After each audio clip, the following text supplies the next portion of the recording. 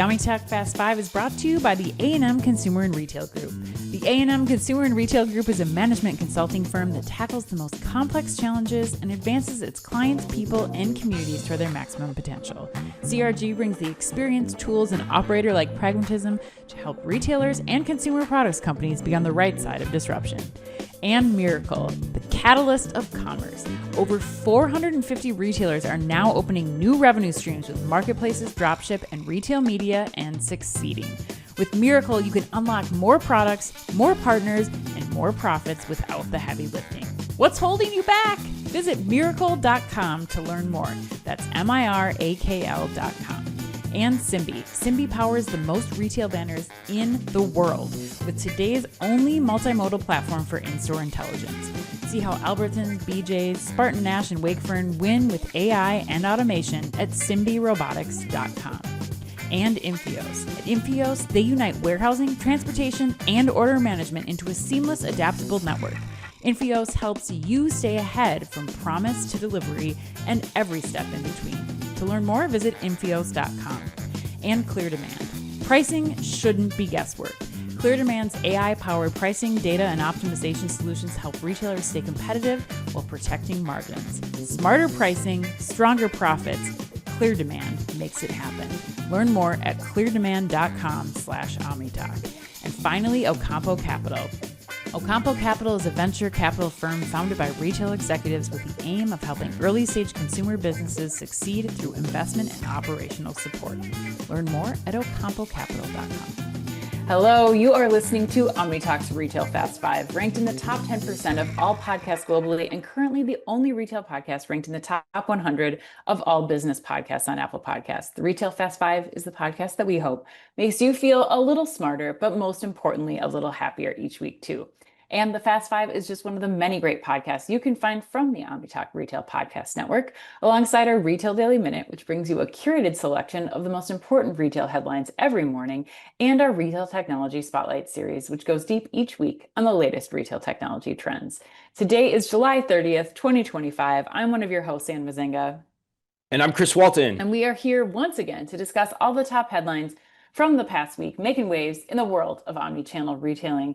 And Chris, we are here. We are in the grandest of rapids, Grand Rapids, Michigan. And yes, we are. We are doing our last show before we break for vacation. So quick listener note, there's no Fast 5 for the next 2 weeks. You're going to have to watch and listen to all the greatest hits because we will be back for you with another Fast 5 on August 20th. Chris, you got any big vacation plans while we're gone here? No big vacation plans. You know, Mother OmniTalk had her hip replaced, Dan. So I've been Nurse OmniTalk for the past 2 weeks. So I'm kind of probably staying stateside, taking a stay vacation in Minneapolis. But yeah, no content for 2 weeks. Not just the Fast 5, but no content in general. It's where we shut down the headquarters and vacate. As my freshman English teacher used to say, and vacations are meant to be vacated. So what are you doing? Well, we're taking a last minute trip down to Playa del Carmen, Mexico. We do home exchanges. All right. Yes, and our home exchange plans were rerouted, we'll say, rather last minute. So we're going to, I mean, really, I don't think it's going to be any more hot or humid than Minneapolis is right now. So there's a pool there and an ocean, and we're just going to kick back with the family for a week down there. So it'll be great. Sounds fun. Sounds very Midwestern too. So kudos to you for that. Yes. You know, and I got to give a shout out to the AC Marriott Hotel before we get started here at the AC Marriott in Grand Rapids, Michigan. But I got a question for you before we get going here today, because this has been bugging me. It's kind of a little picadillo of mine. Where do you stand on all the new hotel designs where the sink is outside the bathroom? Like, are you pro that or are you con that? Yes, very much pro. You're very pro much pro that. Why? Yeah. I'm so decidedly con. Probably because you're not somebody that wears makeup and needs the ability to use the bathroom when somebody is using. I mean, you put everything in the bathroom. You can't brush your teeth. You can't get ready. If the toilet and the sink are in the same vicinity, it eliminates every possibility. Like all you need when you are on the toilet is just the toilet, and you shut the door. You don't need to lock everybody else out of all of those things, especially when you're like traveling with kids. My God, that's terrible.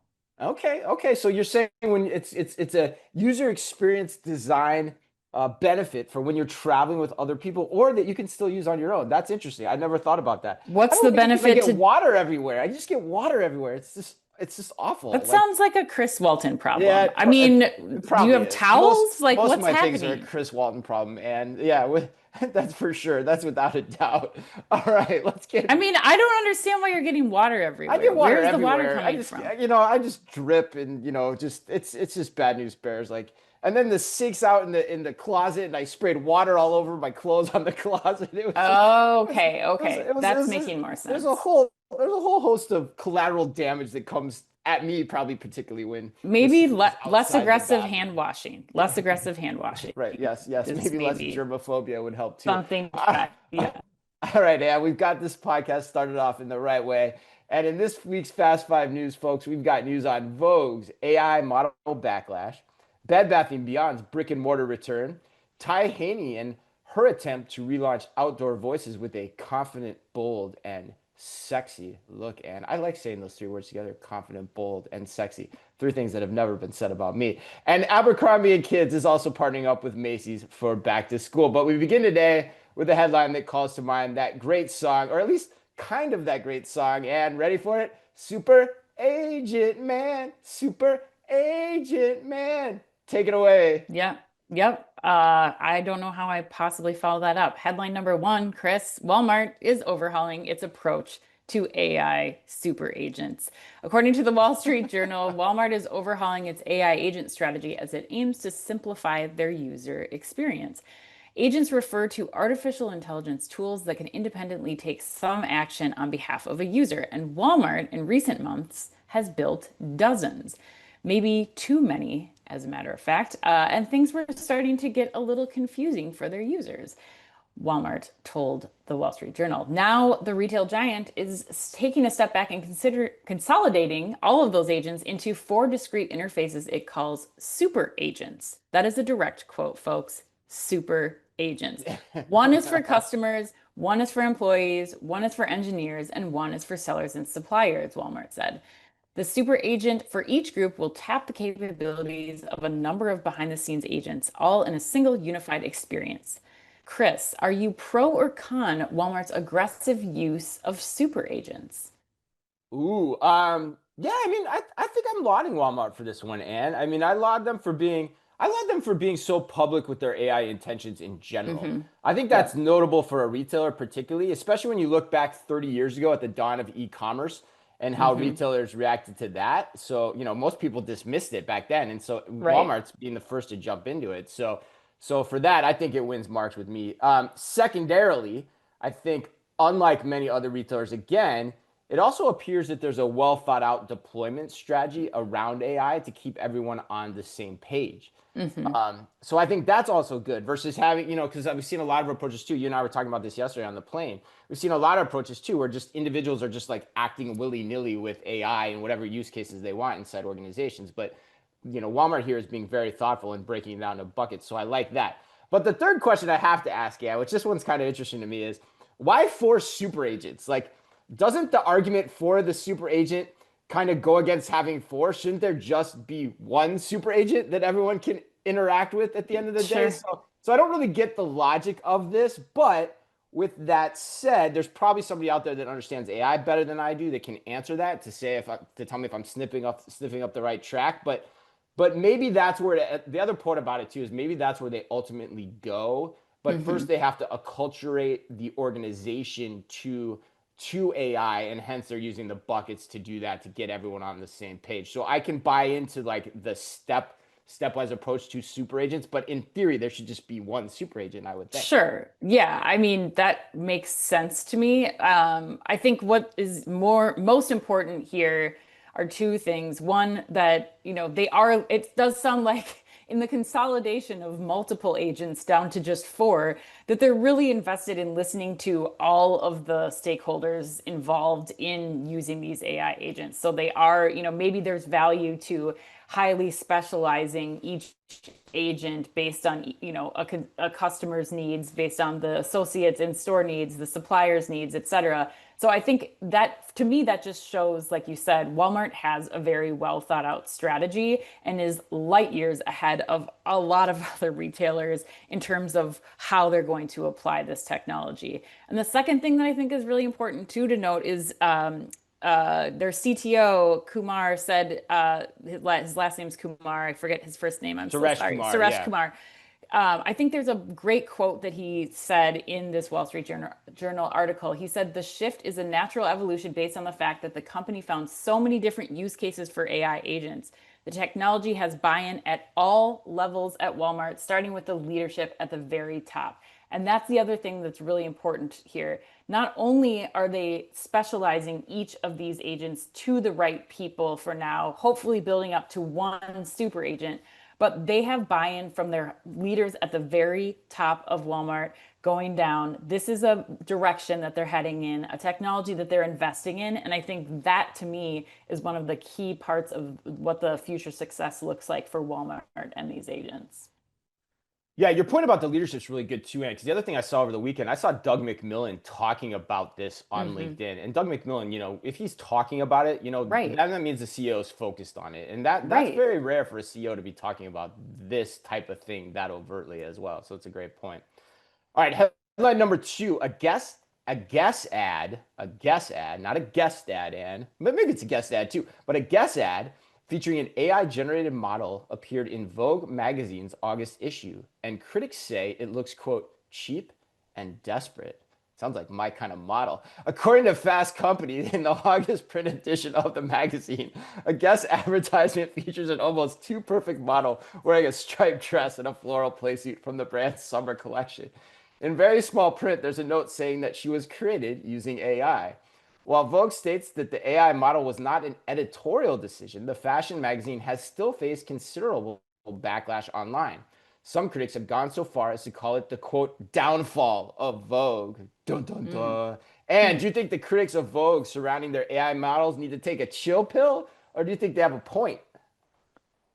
I don't know that that's the question I would ask. I think what you have to think about when it comes to AI models and when and where those are appropriate, you have to think back to something that Chad Lusk said on our show a few weeks ago, and that is it right for your brand? AI models do not make sense for every brand. In fact, a lot of brands, especially high fashion brands, it will be important and almost necessary for their success for them to use real models to show diversity, to show their commitment to, keeping these photo shoots and these product shoots pure and truly representative of their whole brand mission. It will have to be on real models. That said, there are some use cases where this makes sense. I think I don't know that there's a binary answer to this. I think there's some, especially smaller retailers who it's the choice between a lay down on white where you don't get to see the product on anyone, or an AI model that may be representative of a multitude of sizes, or forms or figures or 3D models. So they're trying to show it on somebody as a real body. So, and those brands can't afford to do photo shoots and can't afford to hire models. And this is the direction that things are going in. So I think that in this particular use case, the Guess brand thought that it was appropriate. They're paying Vogue money. Vogue didn't have to take their money. Vogue could have said, no, you can't use AI models in here. That's an editorial decision based on Vogue. And I think readers will support Vogue or support the brands that choose to use AI models or not. And that's the real thing here, that people have to be thinking about. So that's my assessment of this. I don't like it, but that's my personal opinion, so I don't have to support that brand. But what do you think about AI Got it. Well, models? so I want to make sure I understand too. So going back to the question, so if you were Vogue, would you be allowing AI models in your advertisements I don't or in your magazine at all? I don't think you can ask that question. Like Vogue is there's so much to that. Like, can Vogue withstand being a magazine if they don't allow it? Like, can they need this advertiser revenue? So I don't think that, and I think an advertisement is different than Vogue actually using AI models for their editorial content. Like that to me seems fraught with error because that is an art. Vogue is an art form, an art magazine showing style, showing fashion. I think if you are going to start using AI models for that, then no, that doesn't work for you as a platform, and I don't think you have success as a magazine if you start going in that direction. So you're okay if they use it as an advertisement. You're not okay if they use it in their own generated I don't content. think they have a choice. I think they have to allow Interesting. people to use it as an advertisement because they need advertisers to keep a magazine going. That's, an industry that's slowly dying.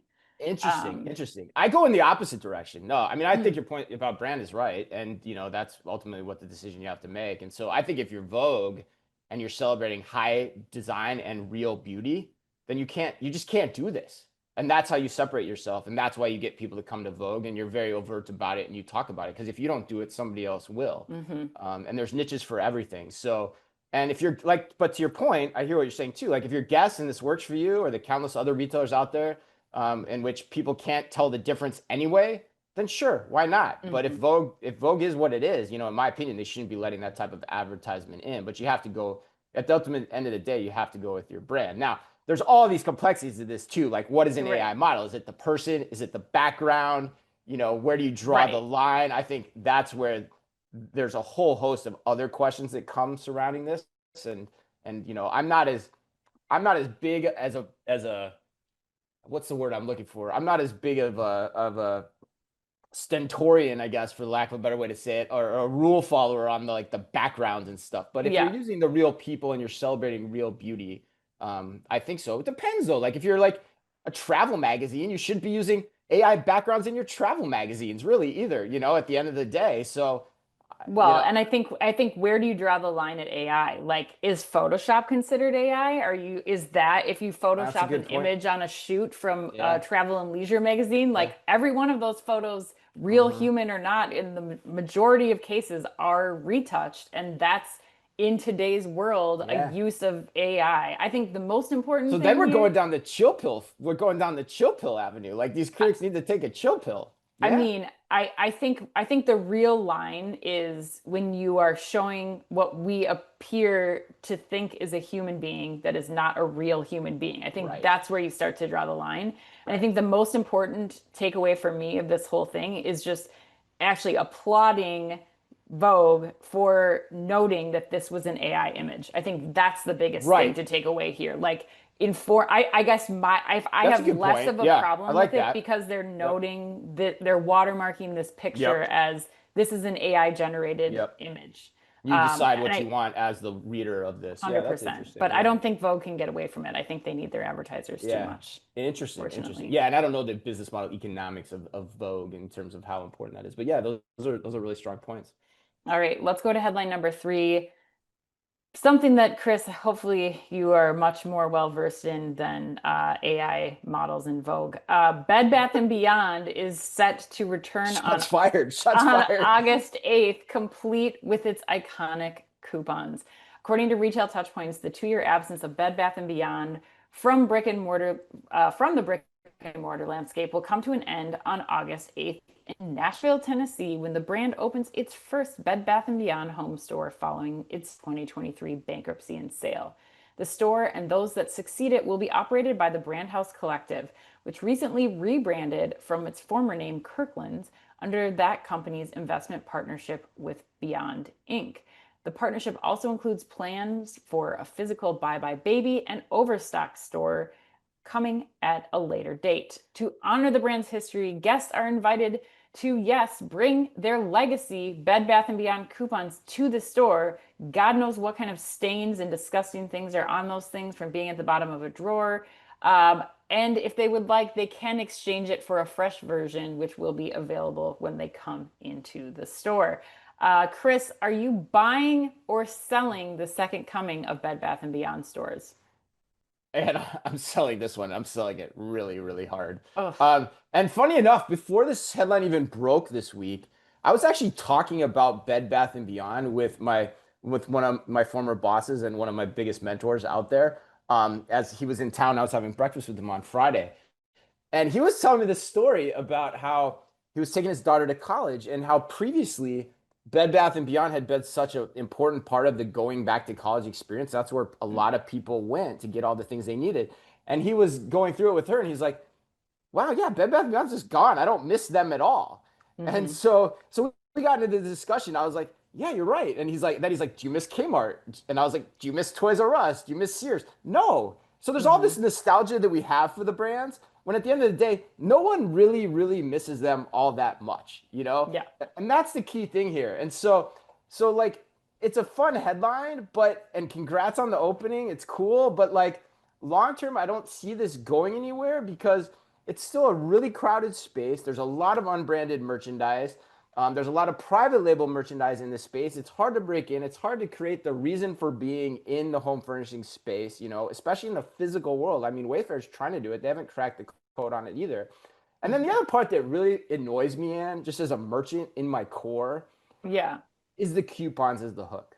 You're using the coupons, the nostalgia of coupons to get people in the door. So you're discounting your brand from the get-go to get people into the door. You're saying, come to us to get a deal versus like, come to us because of what we are in home furnishings and what we Yeah. stand for and why you want to come shop here day in and day out. Not because you want to get the old junky coupons out of your drawer. And by the way, whoever has those coupons still, I like, know. I mean, my I know. God, like, come on. I mean, I would have thrown those out a long time ago. But Ugh. anyway, that's my take. That's So, what I said. Yeah. merchandising strategy, I think actually, as a starting point for a merchandising strategy to open a store, I think it's a terrible idea, Yeah. horrible idea to Yeah. leverage the coupons.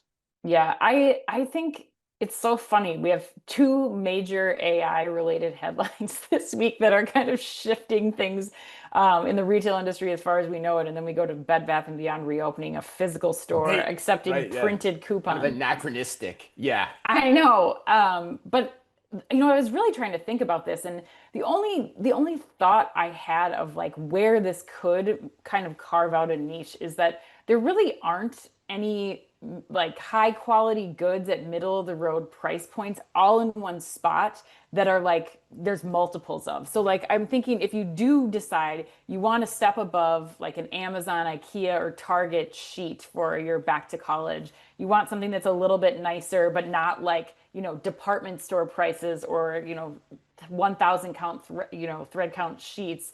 This could be the place that you could get that. But I just worry again, which I think is why they're using the coupons so significantly, is like I worry that the price point is still going to be a little bit too high than what people are willing to pay. I think that they'd rather go to a Home Goods or TJX or something and be like, well, I'll just deal with these like striped printed sheets. I don't care. They're that high quality at the price point that I'm willing to spend instead of, having that variety. So I'm selling too. I don't think that this is going to be long for this world, unfortunately. Yeah, and the point I would add on what you said about the middle price point or Yeah. whatever is, having spent a lot of time in the home furnishings business and spending, majority of my time in my career in the home furnishings business, the difference in quality between like even like Target or maybe not Walmart's, but like Target's best Yeah. quality products and say like the best towels at Target or the best sheets at Target, at least back in the day. I don't know now because I'm not in merchandising there now, but back in the day versus like even Pottery Barn or West Restoration Hardware is almost negligible.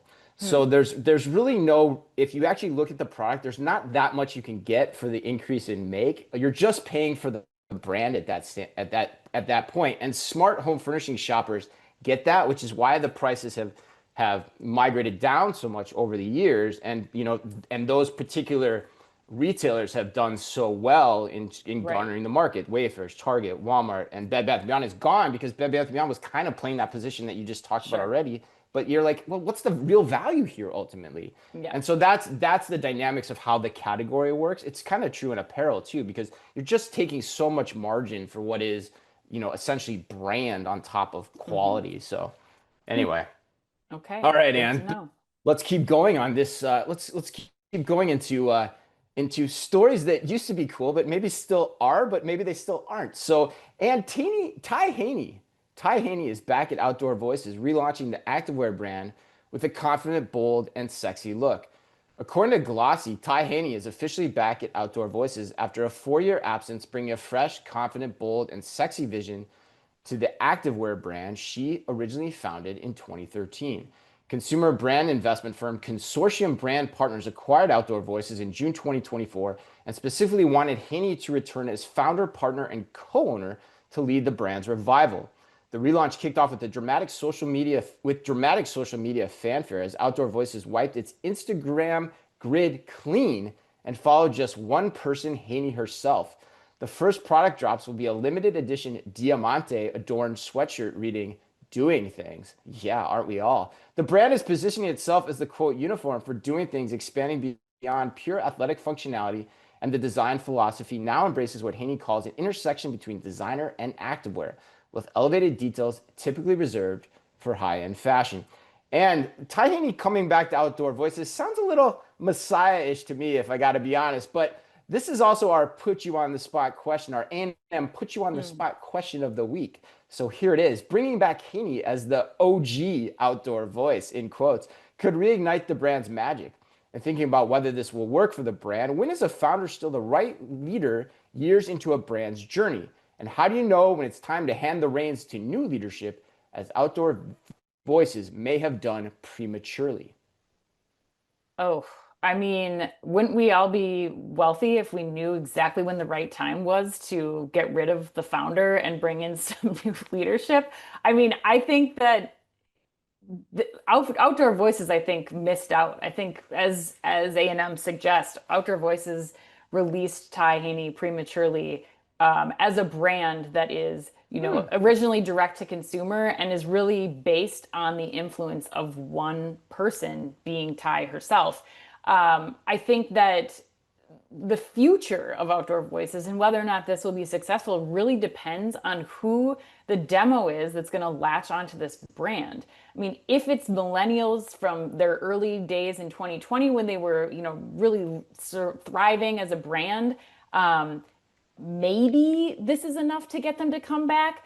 But I worry about whether or not that's going to be enough to sustain the brand. Because I think if you look at this younger demographic, you look at, Gen Z and Gen Alpha, I don't know that Ty Haney means anything to them. I don't know that her coming back is really going to bring the following that Outdoor Voices saw in previous years. So, I mean, to answer A&M's question, I think, it was not the time to release her. They were still doing well. They probably should have managed this better from who's doing the merchandising, who's in charge of the store launch plans and store openings and that kind of thing, versus versus putting her in charge of that. And her real talent is leading the concepting, the design, the social commerce element of this, as she's done clearly with her other two brands that she's also still a part of, Joggy, the energy drink, and her loyalty business that she spun up. So I think she's a really smart individual. They let her go too soon. Can she bring awareness back to this brand in a very crowded athleisure space? Verdict's still out for me. But what about you? What do you think? I mean, do you think that you can, when is it time to let go of the founder, Chris? Yeah, well, I do think you can be smart about how you evaluate that 100%. I mean, I think to me, it comes down to two things. It's based on the results that you're seeing and the cultural assessment of the organization with which that person is leading, And I look back at what happened. I would disagree a little bit that they got rid of her too soon. I think they're just bringing her back. I mean, they got rid of her for some good reasons. Like they tried to grow too fast. They built all these stores out. They didn't end up working. They've shut them all down, and now the business is online only. I also get a little worried too when I hear people say, like, she is the business. Well, if she's the business, then it's not a business because it doesn't work with her when she leaves. And a business needs to work whether the people are there or not, ultimately. Now, I know in fashion that can be a little of a tricky thing, but then it gets into what is that person tasked to do? Should she be tasked to lead up the marketing and the creative product design? Yes. Should she be tasked with leading the business? I don't know. So that's the thing. And so I'm, for that reason, because it's unclear how this is going to work, I'm a little skeptical of the headline, and as it sounds like you are too, because one, the space is so oversaturated right now compared to where it was 10 years ago when the DTC money was just flowing rapidly into this space. And she left the first time. So, why is the second time going to be any better? It's not like Steve Jobs coming to resurrect Apple. Apple was uber successful already at one point. Hmm. Outdoor Voices was it successful, or was it just riding the DTC curve and the athleisure trend curve at the same time? So those are the questions that I have outstanding for me right now. And Yeah. the ego, the one thing I do like is I like the ego of the social media move. Like, I think that is pure baller to try to do that. But by the same token, it potentially pisses off a lot of people too, because there's probably a lot of people who are like, oh, now I just like this brand, and now you've unfollowed me because you're so cool. But so you're gonna alienate some. But net, I think I like that move, Ann. But that's the only saving grace from this. I think that's a cool marketing tactic that they deployed. Yeah, I think there's more to the story. And like we always say on this show, you got to follow the money. I wouldn't be surprised if there were ties from this investment group to other things that she has going on. And they're like, well, since we're going to do a deal for Joggy or your leader, like your loyalty app or something, like, would you come back and we try to bring this brand back? Outdoor Voices, and could you be, the face of this brand again so that we can try to see if you still have name recognition and value to acquire new customers and more customers. But I don't know. I think she could have been much better off starting an entirely new. I think if you're going to scrap and start from the beginning with your Outdoor Voices followers, I think you could have done a much better job just going off and doing something entirely new, especially with the product line too. I don't know if That you was the saw point. this. That was the other point I had that I was going to bring up, which I'm glad you did. Which is like, if you're really that good, why don't you just start this up on your own without all the Hmm. legacy? Like, you've already shut the stores down. You're DTC only. What do you get at this point? Why don't you just Right. go into the space on your own and start over, You fresh? get elevated dresses between designer and activewear, Chris, that you can Yeah. wear while you're swinging nunchucks around. I can be cool, confident, and sexy, or whatever it is, whatever those Bold, words. bold, Bold, confident, and sexy bold, with your bold, confident, and nunchucks. sexy, Go and go bold. check out. I love that the photo shoot included a woman swinging nunchucks around. I want to know where I can get my hands on some as part of my designer slash activewear apparel. Okay, let's go on to headline number 5. Chris, Macy's is now selling an assortment from Abercrombie Kids as part of its back to school merchandising. According to Retail Dive, the collection of jeans, t-shirts, dresses, skirts, sweaters, outerwear, and accessories will now be available in sizes 5 to 18 in stores and online, according to a Monday press release. Chris, what do you think of this Abercrombie Kids and Macy's partnership? Wow, I think net I like it for both sides. I really do. I think Mm-hmm. numbers wise, I was looking at the numbers last night. There are approximately 100 Abercrombie kids stores. There's 350 Macy stores in the U.S. Mm-hmm. approximately. So that's like 3 times the distribution, 3x the distribution for Abercrombie. So I like that. For Macy's, I like the back to school hook. It gives people a reason to want to go to Macy's, which I've said has been a consistent problem for the department store in general, Macy's particularly. Yeah. And so it gives them a hook over the next couple of months. Um, Abercrombie also gets wider distribution for their inventory at this period of time, which is also important, especially when you look at the macroeconomic conditions. And it also will get an understanding of where it's selling and what markets it's selling, Mm-hmm. in the Macy's stores where it doesn't have its own standalone stores. So that could be advantageous in terms of understanding, how it looks as it looks to redefine its store strategy in the long term. And Macy's, at the end of the day, the funny thing about this story too, Macy's is only doing what it's always done, which is buying brands wholesale from companies it thinks are relevant for the time period. Mm-hmm. So, and does Abercrombie Kids, Hollister, Abercrombie itself become also a long-term digital marketplace partner of Macy's too, based on the success of this? Maybe it's something I wouldn't take off the table given how the industry is consolidating and there's strange bedfellows emerging every day. But this could be proof point number one to that concept potentially over time too. So net, I don't think there's anything not to like about this partnership. But what do you think? Yeah, I agree. I mean, I Okay. think especially for Abercrombie and Fitch kids, like it gets them space inside demos that they're going to want to be in without worrying about the overhead and staffing a whole store and doing all the things at peak times when they want to be there. This is back to school is one of the biggest times. They'll, I could see them doing something for holiday. This makes complete sense. And we also significantly reduced their stores not too long ago too. So this is really giving them the ability to find, give people a reason to go to Macy's, and for Abercrombie to be able to learn from their presence in these Macy's stores without that concern about overhead. I think this is actually, I'm really curious to see, and maybe we'll ask Ethan Chernovsky at Placer to see what kind of traffic Macy's gets from that. Because right now, we just shot a back to school video for Fashion's Missing Middle, and Abercrombie and Fitch Kids is definitely the most on trend assortment of product right now based on price. Like it's a great product. It's driving, there's tons of people in those stores. And so I think we're going to see a lot of people end up going into Macy's to find this.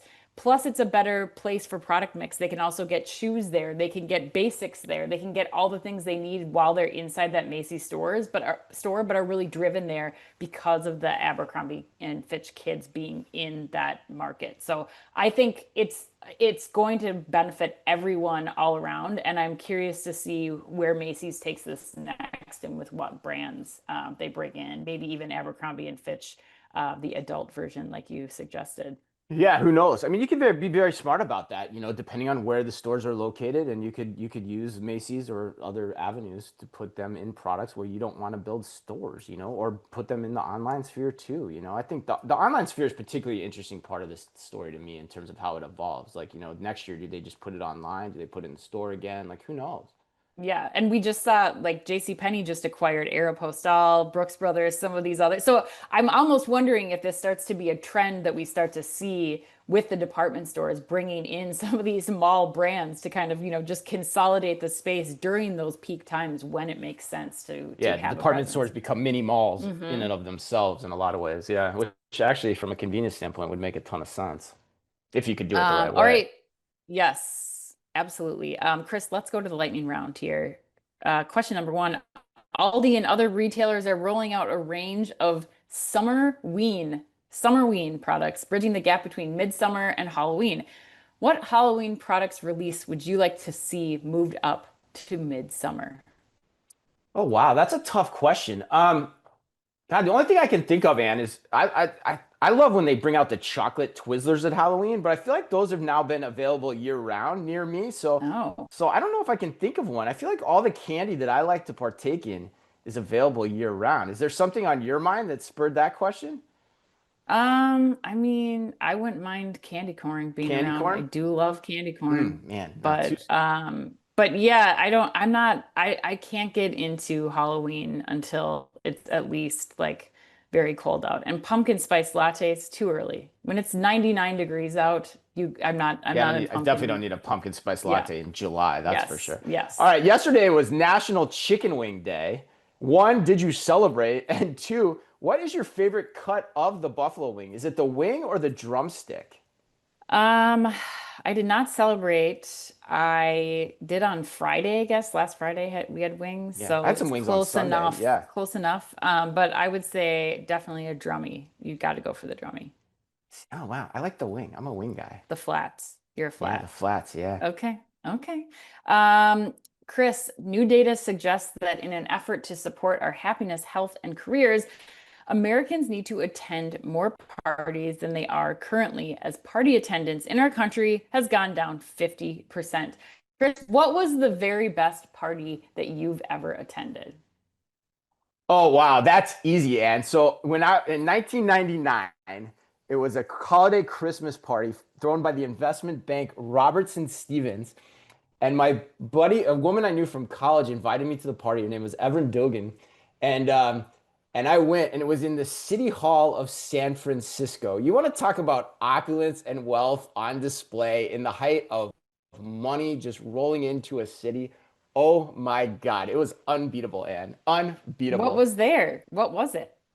Oh, they had like orchestras there and like just all these different rooms serving drinks and food and dance floor, and it was crazy. It was like if you've ever seen the movie Milk, it was like filmed right there, and we're like all standing in there just like having this wild party.